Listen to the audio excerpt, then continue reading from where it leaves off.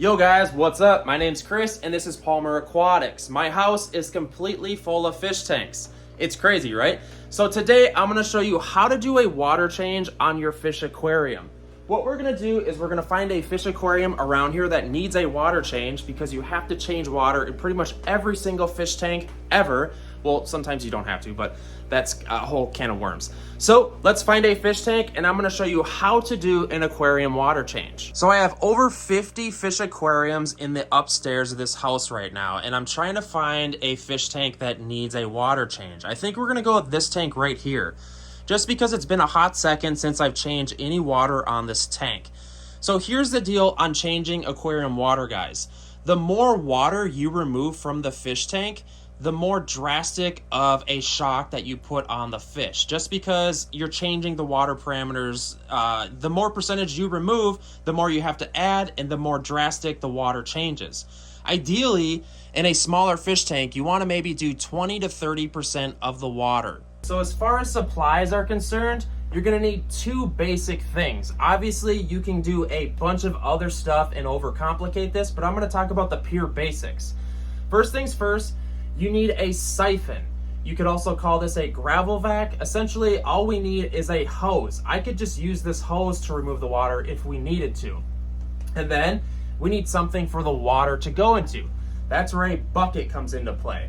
So we're gonna put the bucket right here, and we need to remove the water from this fish tank. We need to put the end of the siphon in the aquarium. And some siphons come with a little ball valve on here to start the siphon. But we're gonna use our mouth. You don't have to do this. You can also use a trick. Let's see if I can do the trick here. All you have to do is lift it up, let it through. Okay, I didn't get it to work.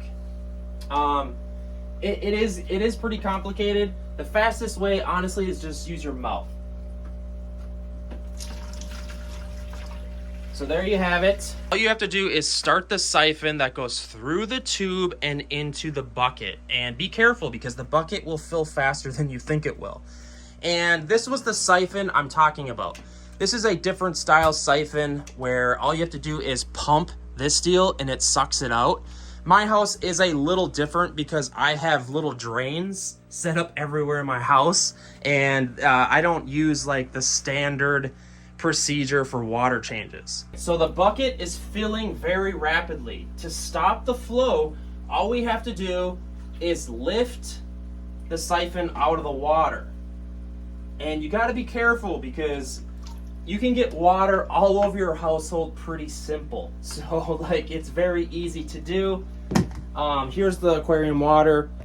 Mine looks pretty yellow because it has tannins in the water. And now it's up to you how you want to get rid of the aquarium water.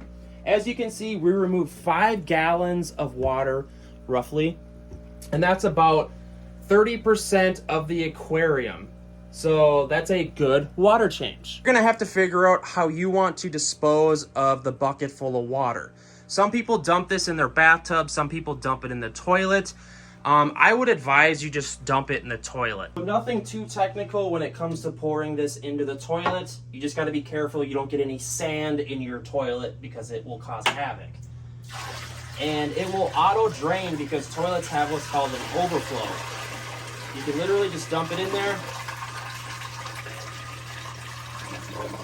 Your loved ones might get a little freaked out if you leave what's in there from your tank. You know, there's a bunch of floating plants in there. Just give it a flush just to be safe. Now that we have removed the aquarium water from the tank itself, now we need to figure out a way to add aquarium water to the tank. New water. Because the whole idea is to remove the old water and to add new water. I really advise that you invest in an aquarium water changer just because some people use buckets, but when you pour the bucket into the aquarium, what's going to happen is you're going to just like stir up everything and your tank's going to be a nightmare. I highly advise you look into a water changer. Here are some footage of one I just reviewed.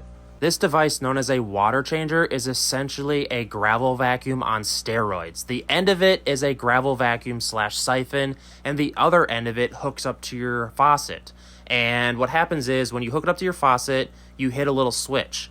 When you hit the switch, it sucks water out, and then when you hit the switch again, it pushes water back in. So essentially, just to do a water change, this thing does it all for you, except the setback is you have to hook it up to your sink every single time you want to do a water change. If you want my honest opinion, if you have a couple aquariums, this thing is a lifesaver, because then you can do all the aquarium maintenance and change the aquarium water in the same day, and you can gravel vac and clean it at the same time as doing the water changer.